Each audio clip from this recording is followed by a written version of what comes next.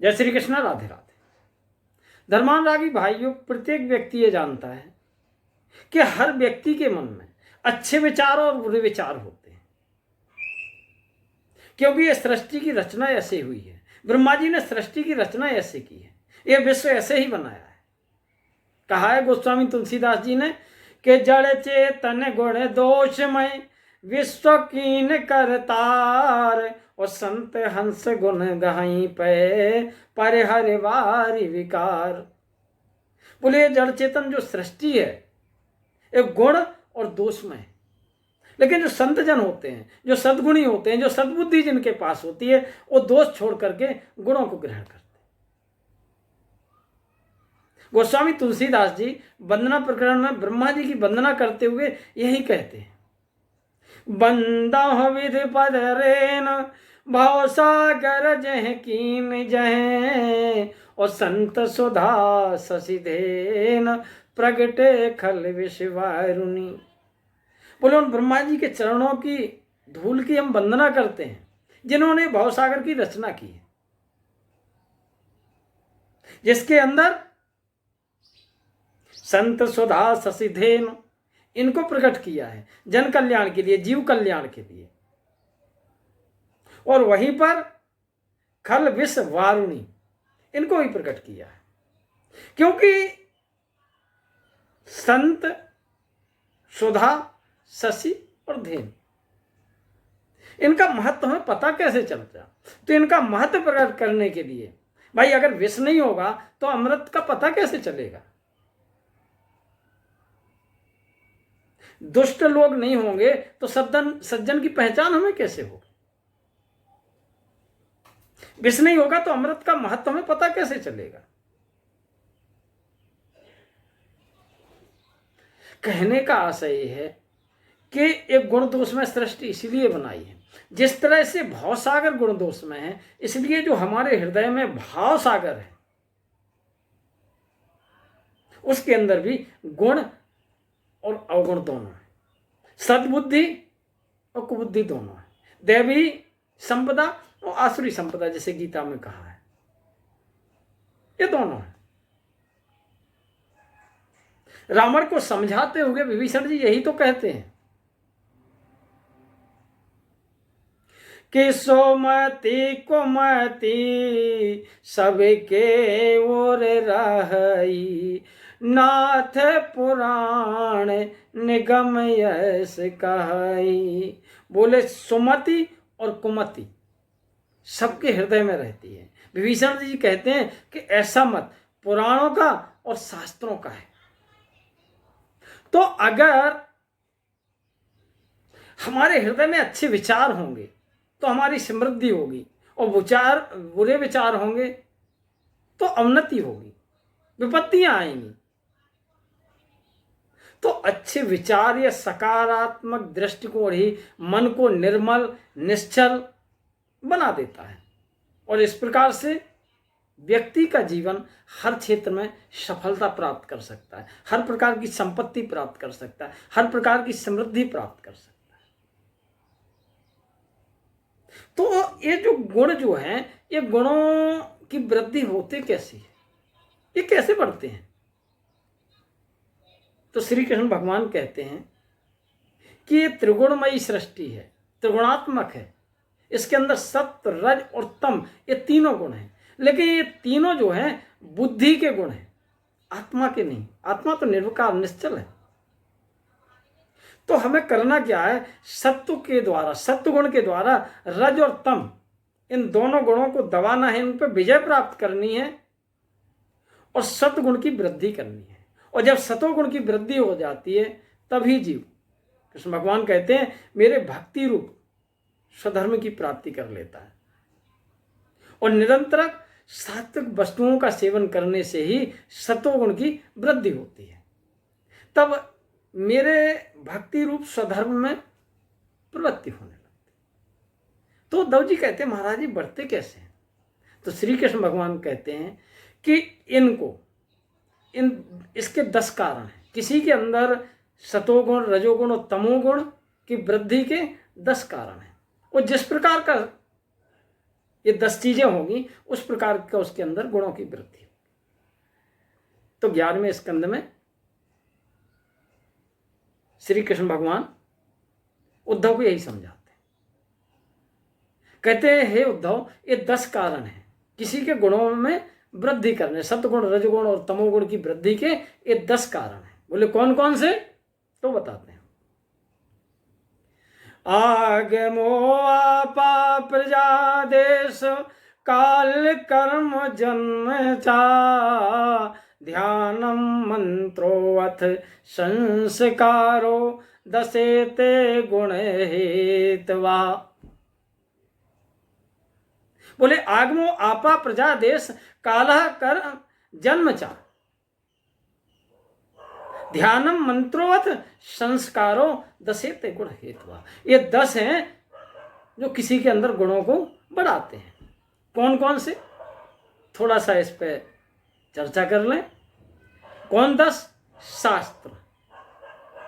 पहला शास्त्र, जल, प्रजाजन,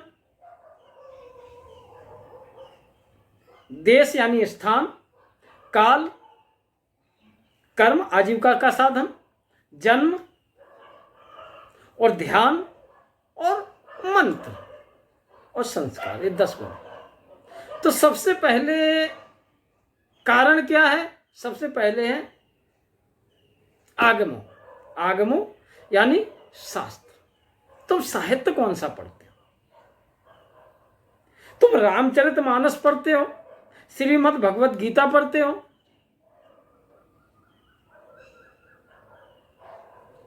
या चुटकुलों की कहानी पढ़ रहे हो, या सत्य कथाएं पढ़ रहे हो, या मनोहर कहानियां पढ़ रहे हो? तुम साहित्य किस तरह का पढ़ रहे हो?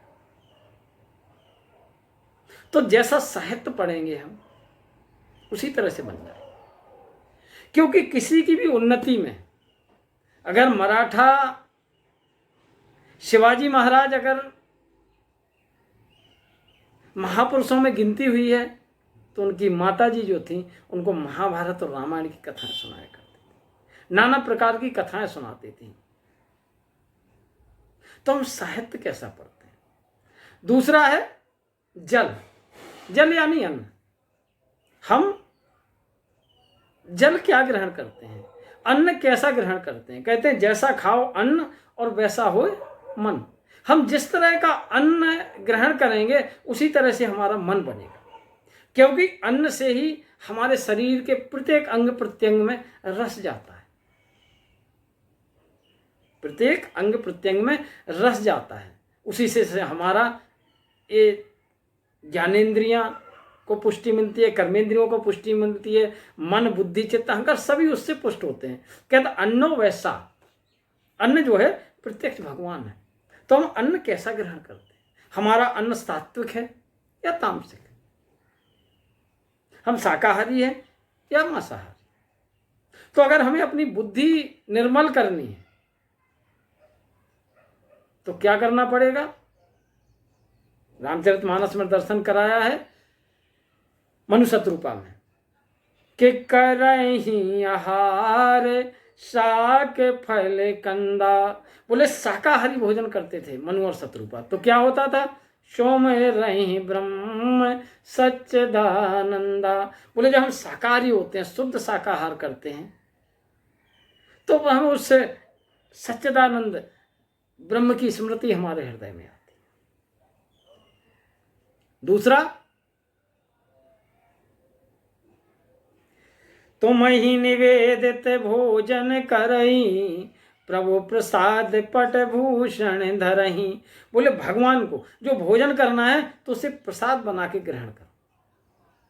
इस पे हमने काफी प्रसाद के महत्व में, भगवत प्रसाद की महिमा में चैनल में वीडियो है, उसमें देख सकते हो, इसलिए इसमें ज़्यादा चर्चा नहीं करेंगे। सिर्फ यही कि जो प्रसाद ग्रहण करना है वो भगवान का दिया हुआ समझ के ग्रहण करो, और सिर्फ उतना खाओ। कितना? भोजन करिए त्रिपति हित लागी जिम सोअसन पचवे जठरागी। बोले जो आराम से पचा सके हमारा शरीर, तृप्ति के लिए इतना भोजन करो। और भोजन जो है पूरी तरह से सात्विक हो, निर्मल हो, मेहनत की कमाई का हो, क्योंकि जैसा खाओगे अन्न वैसा बनेगा मन। एक साधु महाराज एक गांव में गए, तो हाँ एक के यहाँ ठहर गए, उसके यहाँ ठहर गए, भोजन किया। भोजन करके जैसे ही वो रात्रि में लेटते हैं तो देखते हैं कि उसके अंदर एक बहुत अच्छा अश्व बंधा हुआ है। और अश्व को देख करके संत जी की बुद्धि पलट गई। संत जी के मन में आए कि अश्व अपन ले चलते हैं, और उन्होंने अश्व को लिया और रात में ही निकल लिए। रात में ही निकल लिए। अब चूंकि रास्ता तो पता नहीं था, भटकते रहे भटकते रहे। और सुबह तक, जब सुबह हुआ तो वापस आ गए और उनका अश्व वापस कर दिया। उनकी बुद्धि पलट गई, क्योंकि उनने जो भोजन किया था वो सात्विक नहीं था। तो उनने कहा ये अश्व है। उनने अपनी कहानी बताई कि रात में मेरी बुद्धि पलट गई थी, इसकी वजह से मैं आपका अश्व चुरा के ले गया था, लेकिन सुबह मेरी बुद्धि ज्यों की त्यों हो गई, मतलब शुद्ध हो गई, तो मैं आपके पास आया, आपका अश्व दे दिया। तो जिसने इनको रोका था, भोजन कराए थे, उसने कोई बात नहीं महाराज जी, जब जागे तभी सवेरा, कोई बात नहीं, हम समझेंगे आप घूम के आ गए। तो बोले संत जी, बोले एक बात बताओ, मैं जा रहा हूँ, आपका अश्व भी दे दिया, लेकिन प्रभु मैं एक चीज पूछना चाहता हूँ कि आप करते क्या हो? तो उसने कहा महाराज हमारा तो आजीविका जो चलती है, जो अन्न आता है, जो कुछ आता है, वो हमारे कर्म से आता है। बोले क्या कर्म करते? बोले हम तो चोरी करते हैं। बोले तो चोरी करने वाले का अन्न खाने से संत के हृदय में चोरी के भाव जागृत हो, तो इसलिए हमें सबसे बड़ी सावधानी ये करना है कि हमें अन्न बड़ी सावधानी से ग्रहण करना है। कई लोग कहते हैं भैया हमारी तो दांत काटी रोटी है, दांत काटी रोटी मत खाओ। अब तो दांत काटी रोटी क्या, पास में भी खड़े होने का समय नहीं रह गया है।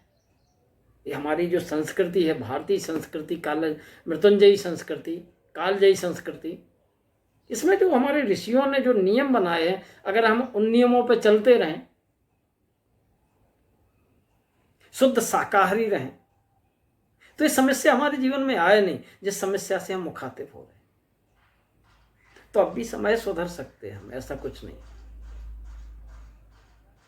तो हमें अन्न ग्रहण शुद्ध करना है। तो पहला क्या था? शास्त्र। दूसरा अन्न। तीसरा है प्रजा। प्रजा का मतलब संग। तुम संग क्या करते हो? नो को न कुसंगत पाए न साई। कहा है कि ग्रह भे सज जल पवन पट, पाए को जोग सुजोग, हो ये को वस्तु सुवस्तु जग, कहीं सुलक्षण लोग। ग्रह भेषज जल और पवन और पट, ये 5 निर्जीव चीजें भी अगर अच्छी जगह पहुंच जाती हैं, उपयुक्त जगह पहुंचती हैं, तो इन्हें अच्छा कहा जाता है, और बुरी जगह पहुंच जाती हैं तो बुरा कहा जाता है। तो कहते हैं हमें संग जो करना है वो बहुत अच्छा करना है, अच्छे लोगों का संग करना है, कुसंगत नहीं करना।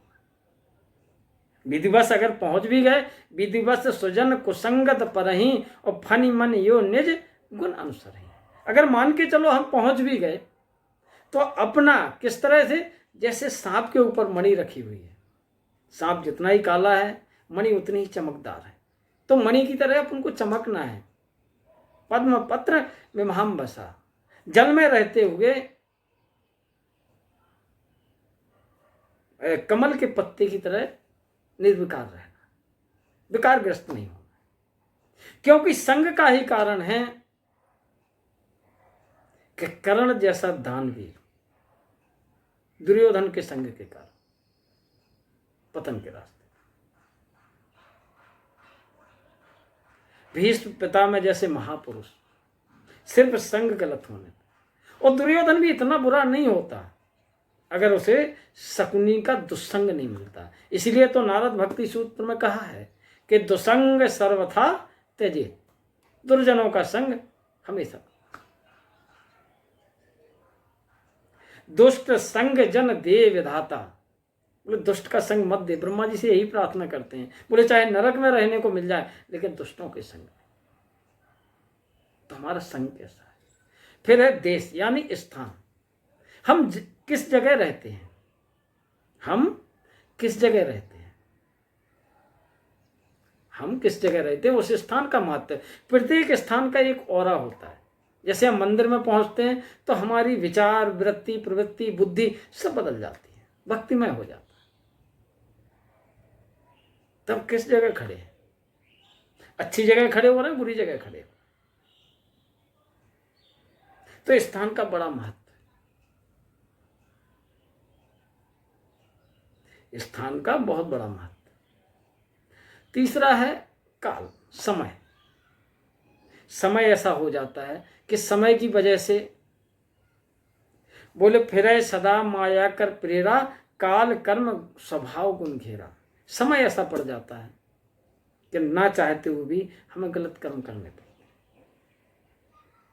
तीसरा है आस पड़ोस, हमारा पड़ोस कैसा है। पड़ोस का भी बहुत बड़ा हमारे जीवन में प्रभाव पड़ता है। बोले महिमा घटी समुद्र की, रावण बसो पड़ोस।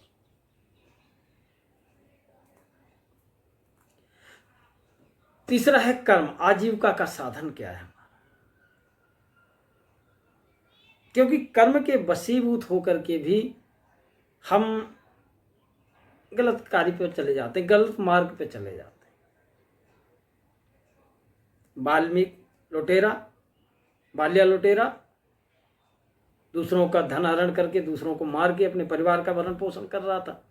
और नारद जी जैसे मिला, नारद जी से जैसे ही मिला, नारद जी ने पूछा तुम जिसके लिए कर रहे हो एक बार उस परिवार से तो पूछो, क्या जिस तरह से तुम्हारे कमाई में वो भागीदार हैं, क्या तुम्हारे पाप पुण्य में वो भागीदार हैं।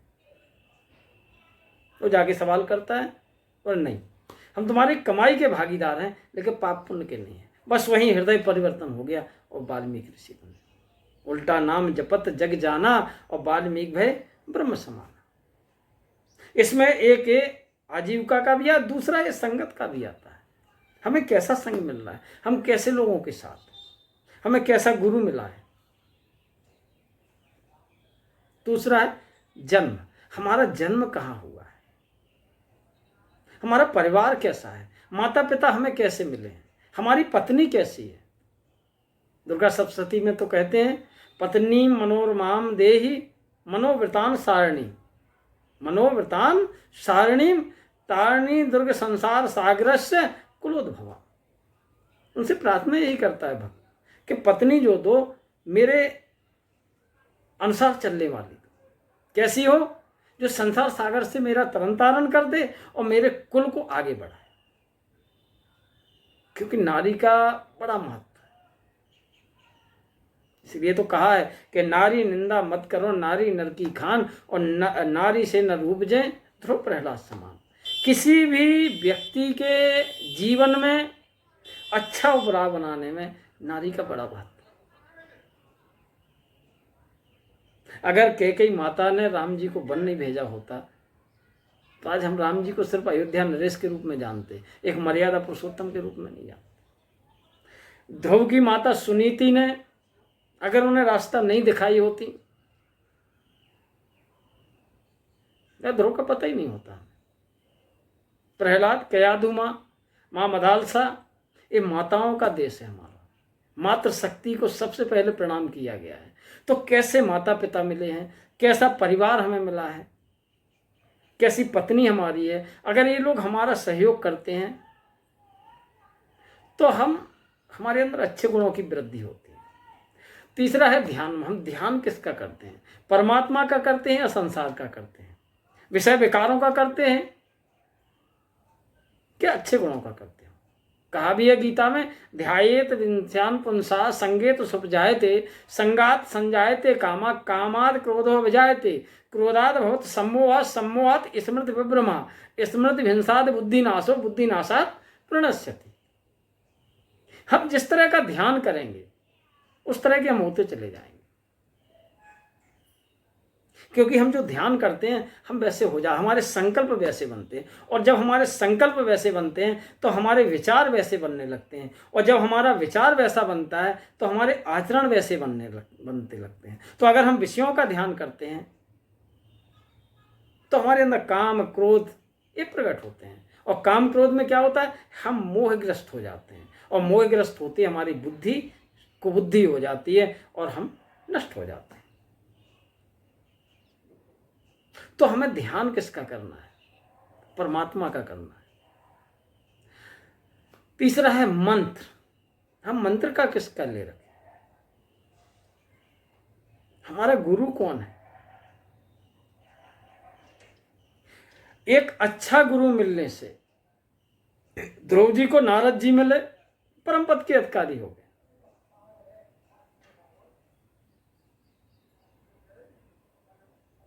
वहीं पे एक प्रसंग आता है प्रतापभान। प्रतापभान जाके मिला किससे, कपट मुनि से। और कपट मुनि वो कथा सबको पता ही है कि उसने किस तरह से इनको भ्रमित करके किस ओर लगा दिया। और प्रतापभान एक छत्र राज्य था जिसका, जो धर्म पे चलता था, वो ऐसे गुरु के पास पहुंच गया कि उस गुरु ने उसे रास्ता दूसरा बता दिया। बोले हम अजर अमर हो जाएं, शत्रुहीन रहें, एक छत्र मेरा राज्य हो, अमर हो जाए, हमसे कोई जीते नहीं, और इतना ही नहीं 100 कल्प तक हो, और उस कपट मुनि हाजिर हो जाएगा, कृपा बरस जाएगी। आजकल इस चीज़ों को बढ़ा है, किसी के पास पहुंचो महाराज ऐसा हो जाएगा, हाँ हो जाएगा। उस समय कपट मुनि था जिसने कहा था नाम हमारे एक तन भाई, आदि श्रेष्ठ उपजीज भय तब उत्पत भय मोर। बोले जब आदि सृष्टि उपजी तब मेरी उत्पत्ति हुई, इसलिए जब से हमने दोबारा शरीर धारण नहीं किया। और सच बात तो है वो किसी ना किसी रूप में वो कपट मुनि आज हमारे सामने समाज में फैले हुए हैं, जो लोगों को भ्रमित कर देते हैं। अंधा अंधम ठेलिया, वो ऐसे रास्ते पर लगा देता है कि जो पतन के रास्ते पर जाता है। और हमारे भारतवर्ष में एक चीज बहुत वो है, श्रद्धा करो लेकिन अंधश्रद्धा मत करो। अंधा अंधम ठेलिया, एक अंधा जो कहां लेके जाएगा, अंधे कुएं में ही लेके जाएगा। एक क्लास लगी हुई थी तो मास्टर जी ने सवाल किया, बच्चों एक बात बताओ, 100 भेड़ें जा रही थी, उसमें से एक भेड़ कुएं में गिर गई, बताओ कितनी भेड़ बची। तो लड़के उठे, बोले महाराज 99। अधिकतर लोगों का कोई 99, कोई सोचे कि शायद इसने गलत बता दिया, कोई 98 बता दे। बच्चों का जो बाल बुद्धि है, सबने अलग अलग दिए। मास्टर जी सबके जवाब लेते जाए, देखते जाए। अंत में एक लड़का उठा, बोला महाराज गुरुजी मैं बताऊं। बोले हाँ बताओ। बोले एक भी नहीं बची। बोले क्यों। बोले एक भेड़ जहां गिरी होगी वहां 99 पीछे पीछे लग के उसी कुएं में गिर गई होंगी। तो आज हो क्या रहा है समाज में, समाज में यही हो रहा है। जहां एक बढ़ता है, अरे विवेक है, भगवान ने तुम्हें विवेक दिया है, उस विवेक विचार करो। एक बात बताओ, उस परम सत्ता से बड़ी कोई शक्ति है? अरे हम उससे डायरेक्ट मिल सकते हैं, हमारे अंदर वो भाव प्रकट करो, एक बार सुमरो तो। इसीलिए तुलसीदास जी ने सबके लिए कहा है, संकट कटे मिटे सब पीरा। बोले किसकी। बोले जो सुमरे हनुमत बलबीरा, जो हनुमान जी का स्मरण करे, कोई भी करे। भगवान राम जी भी तो यही कहते हैं, सकरदेव प्रपन्नाय तवास्मीत चाहे आस्ते अभयम सर्वभूतेभ्यम ददाम एतत् व्रतम। बोले सभी से मैं उसे अभय प्रदान कर दूंगा, निर्भय हो जाएगा वो। फिर ना उसे रोग का डर रहेगा, ना शोक का डर रहेगा, ना दुख का डर रहेगा।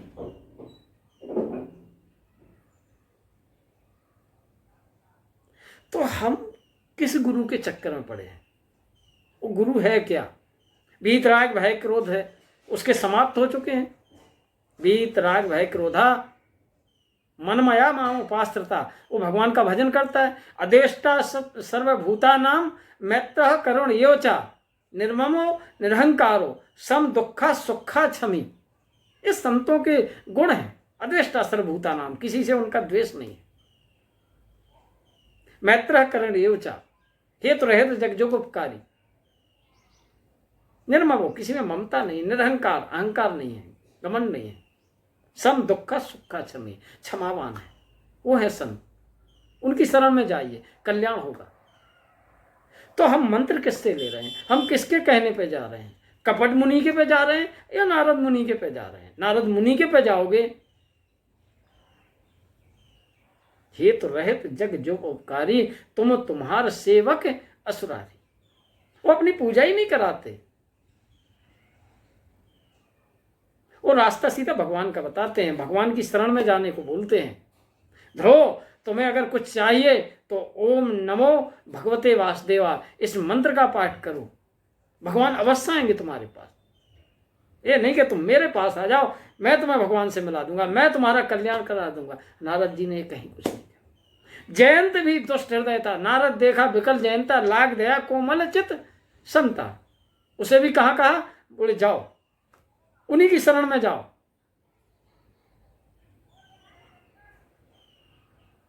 हनुमान जी संत हैं, रावण से यही कहते हैं कि तुम्हें क्या चाहिए? अचल राज चाहिए ना, एक काम करो। बोले क्या? बोले राम चरण पंकज उर धरऊ, और लंका अचल राज तुम करो। लेकिन ये नहीं कहा कि मेरी शरण आ जाओ। संत वही है जो भगवान से मिला दे। जो अपनी पूजा कराने लगे वो तो क्षमा करना, वो तो कपट मुनि है। अंधम अंधव ठेलिया। तो हम मंत्र क्या लेते हैं, हम गुरु कौन है हमारा, हम किसकी शरण में जा रहे हैं? अरे उनके आचरण से ही हमारा सुधार हो जाएगा, संतों के आचरण से ही हमारा सुधार हो जाएगा, उन्हें सुधारने की जरूरत नहीं। अब सबसे जो आता है संस्कार। संस्कार शब्द का मूल अर्थ होता है शुद्धिकरण। हम अनेकों जन्मों में पता नहीं पशु बने हैं, पक्षी बने हैं, क्या क्या बन के आए हैं, तो हमें मानव बनाने का, हमें पशुत्व से मनुष्य बनाने की प्रक्रिया का नाम है संस्कार। और हमारे माता पिता और गुरु के द्वारा बनते, हमारी माता के द्वारा बनते। जैसे अभी हमने माताओं की चर्चा की है, तो हमारी माँ कैसी है, हमें सही रास्ते पे भेज रही है या गलत रास्ते पे?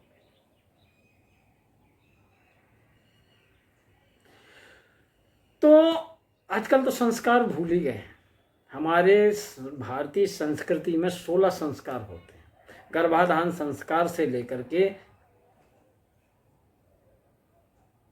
अंत्येष्टि तक। तो इसमें मानव बनाने की प्रक्रिया होती है। विवाह, गर्भाधान संस्कार, अक्षरारंभ, ये सब चीजें होती हैं। तो आजकल तो विद्या भी कैसी पढ़ाई जा रही है, मात पिता बालकन पढ़ावें, उधर भरे सुई पाठ सिखा। संस्कार भूल चुके हैं। अब तो दूसरे संस्कार आ गए। एक है जन्मदिन जन्म दिवस, हैप्पी बर्थडे। हमारे संस्कार ही नहीं है। हैप्पी बर्थडे में क्या करते हैं, बेटे को कहते हैं चाकू लो काटो। जब हम बच्चे के हाथ में बचपन में ही चाकू थमाएंगे तो आगे चल के वो क्या करेगा? और हमारी भारतीय परंपरा है दीप से दीप मिलाते चलो, प्रेम की गंगा बहाते चलो। तो हम क्या करते हैं, चलो मोमबत्तियां बुझाओ, फूंक मारो, बुझा दो इन्हें। इस संस्कृति पश्चिम संस्कृति हो सकती है, ये भारतीय संस्कृति नहीं है। भारतीय संस्कृति में तो दीप से दीप जलाते चलो, एक दिए से हजारों दिए जला दो। प्रकाश, अस्तो मां सद्गमय, तमसो मां ज्योतिर्गमय, मृत्यु मां अमृत गमय। प्रकाश की ओर हम भारतीय हैं। भा माने प्रकाश, रत माने जो प्रकाश की ओर बढ़ रहे हैं। तो हमारी संस्कृति ये। आजकल तो संस्कार ही बदल गए। बर्थडे, वर्षगांठ, कहाँ गए हो? कर्ण छेदन, यज्ञोपवीत संस्कार, विवाह संस्कार। हम अपने बच्चों को क्या संस्कार दे रहे हैं? अभिमन्यु ने चक्रव्यूह का तोड़ना सिर्फ गर्भ के अंदर ही सुन लिया ना। आजकल माताएं क्या कहती हैं, उस अवस्था में जब होती हैं तो मोबाइल चलाती रहती हैं। वो रेडिएशन से क्या होगा, बच्चे पे दुष्प्रभाव पड़ता है और वो बीमार हो जाता है। जन्म के बाद बच्चे को डोरोमेन, मोटू पतलू, इन चीजों यही संस्कार देना। अरे उन्हें राम जी की कथाएं सुनाओ, उन्हें भरत जी का प्रेम सुनाओ, उन्हें भाइयों का प्रेम सुनाओ, उन्हें युधिष्ठिर की क्षमाशीलता सुनाओ, उन्हें सत्यवादी राजा हरिश्चंद्र की कहानियां सुनाओ। दृश्य हम क्या देखते हैं, उन्हें दिखाना है तो टीवी मत दिखाओ, मोबाइल मत दिखाओ, उन्हें रामचरित्र दिखाओ। राम के चरित्र से उनका चरित्र बनेगा। तो ये 10 चीजें होती हैं, 10 चीजें होती हैं जो अगर सतगुण की ओर बढ़ते हो, सतगुणी हो, सत्वगुण प्रधान होती हैं तो सतोगुण की ओर जाते हैं, रजोगुण की प्रधान होती हैं तो रजोगुण की ओर जाते हैं, और तमोगुण प्रधान होती हैं तो तमोगुण की ओर जाते हैं। तो सतोगुण की ओर जाकर के हम अपनी उन्नति कर सकते हैं। तो जो कहा है, आगमो आपह दे प्रजा देश काल कर्म जन्म चा ध्यानम मंत्रो संस्कारो दशेते गुण हेतु, ये 10 ही गुण के हेतु है। तो इसलिए विभीषण ने कहा है कि अपने अंदर सुमति, सद्बुद्धि बढ़ाइए, क्योंकि जहाँ सुमति को मति सब के ओर रहाई, नाथ पुराण निगम यश काई। बोले सुमति और कुमति सबके हृदय में रहती है। तो बोले जहाँ सुमति तह संपत्ति नाना, जहाँ कुमति ता विपत्ति निदाना। बोले जहाँ पर कुमति है, कुबुद्धि है, वहाँ विपत्ति आती है। तो इन 10 चीजों का ध्यान रखना है। नंबर 1 शास्त्र, दूसरा जल यानी अन्न, तीसरा संग, चौथा स्थान, 5वां समय, 6वां कर्म, 7वां जन्म, 8वां ध्यान, 9वां मंत्र और 10वां संस्कार। ये 10 वस्तुएं यदि सात्विक हैं तो सतोगुण की, राजसिक हैं तो रजोगुण की, और तामसिक हैं तो तमोगुण की। तो हमारे अंदर सत्वगुण की वृद्धि करना है तो ये सतोगुण ही होना चाहिए। जय श्री कृष्ण, राधे।